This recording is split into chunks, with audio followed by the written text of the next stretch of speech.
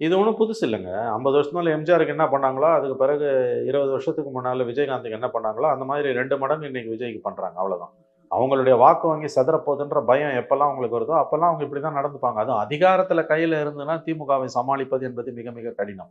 ஆனா அந்த எதிர்ப்புல தான் கட்சிகள் வளர்ந்திருக்கு. இந்த எதிர்ப்புகள் தான் புதிய கட்சிகளுக்கு உரமாக அமைந்திருக்கிறது. 72ல கட்சி ஆரம்பிச்ச எம்ஜிஆர் 77 அதிகாரத்தை கைப்பற்றினார். அந்த 5 வருஷம் அவர் படாத பாடுபட்டார். அதில் 76ல் திமுக கவர்மெண்ட் டிஸ்மிஸ். 76 ஜனவரியிலேருந்து 77 ஜூன் வரைக்கும் 1 1/4 வருஷம் ஒரு மாதிரி பரவாயில்ல.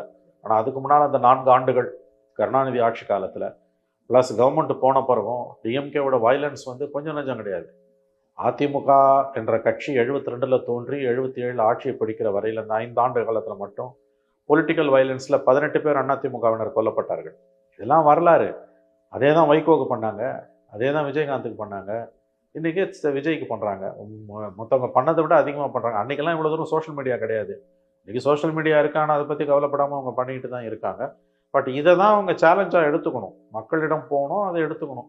அவங்க அரசியல், விஜயோட அரசியல் இன்னமும் நம்பிக்கை கொடுப்பதாக இல்லை. அதுதான் இதில் இருக்க சிக்கல். அவர் களத்துக்கு வரணும். அதை இன்றைக்கி வந்துட்டு போயிட்டாரு, நான் அடுத்து எப்போ வெளியில் வருவான்னு தெரியாது. போலீஸ் வந்து பர்மிஷன் கொடுக்குன்னா அதை அணுகணும், கோர்ட்டுக்கு போகணும், ஒரு ஒரு வயா மீடியாவை பார்க்கணும். அதுக்குன்னு அனுமதி கொடுக்கலாம், வராமலே இருந்துட முடியாது. ஆகவே அவர் தன்னுடைய போக்கை மாற்றிக்கொள்ள வேண்டும். அரசு எல்லா விதமான இடர்பாடுகளையும் ஏற்படுத்த தான் செய்யும். எந்த கட்சியோட கூட்டத்துக்கு 51 நிபந்தனைகளை விதிச்சிருக்காங்க, 84 நிபந்தனைகளை விதிச்சிருக்காங்க. ஆகவே விஜயோட கட்சி, விஜயோட அரசியல் என்பது இன்றைக்கு தெளிவாக ஆன்டி டிஎம்கேன்றதுல போய் முடிஞ்சிடுச்சு.